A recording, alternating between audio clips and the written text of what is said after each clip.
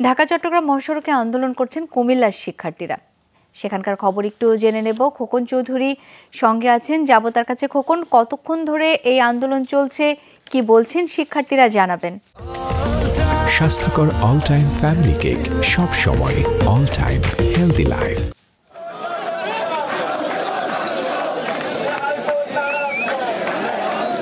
শাওন, আন্দোলন কিন্তু বিকেল 4টা থেকে শুরু হয়েছে, এখন প্রায় 1 ঘন্টার অধিক সময় হলো। এর মধ্যে কিন্তু আসলে ঢাকা চট্টগ্রাম মহাসড়কের যে দুই ধার, সেটি কিন্তু আসলে যে যানবাহনে দাঁড়িয়ে থাকার কারণে কিন্তু ব্যাপক যানজটের সৃষ্টি হয়েছে। এছাড়া যারা আন্দোলনকারী রয়েছেন তারা কিন্তু বলছেন যে 2018 সালের যে পরিপত্রটি হয়েছিল সেটি বহাল রেখেই যাতে কোটা পদ্ধতির যে সংস্কার সেটি করা হয়।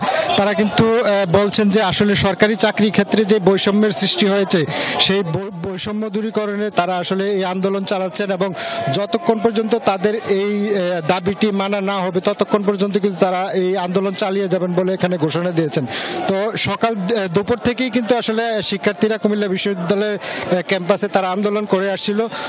বিকেল 4টার দিকে ঢাকা চট্টগ্রাম মহাসড়কে আসে এবং এখানে এসেই কিন্তু তারা প্রথমে মহাসড়কে অবস্থান নেয় এবং পরবর্তীতে কিন্তু ঢাকা চট্টগ্রাম মহাসড়কের যে দুই ধার সেই যানবাহন কিন্তু চলাচল বন্ধ হয়ে যায়। তো এখন পর্যন্ত যারা এই সড়কে যারা যাত্রী রয়েছে তাদের সঙ্গে আমরা কথা বলেছি, তারা কিন্তু আসলে একটি ভোগান্তির মধ্যে পড়ে আছেন। 1 ঘন্টা যাবৎ কিন্তু কোনো দিকে গাড়ি চলাচল চলছে না। সেই কারণে কিন্তু আসলে যারা সাধারণ মানুষ রয়েছেন তাদের মধ্যেও কিন্তু একটি ক্ষোভ দেখা দিয়েছে যে আসলে আন্দোলন চলছে, সেটি একটি নির্ধারিত জায়গায় হওয়া উচিত। আসলে ঢাকা চট্টগ্রাম মহাসড়ক বন্ধ করে এভাবে আন্দোলন, সেটা কিন্তু আসলে তারা সমর্থন করছে না।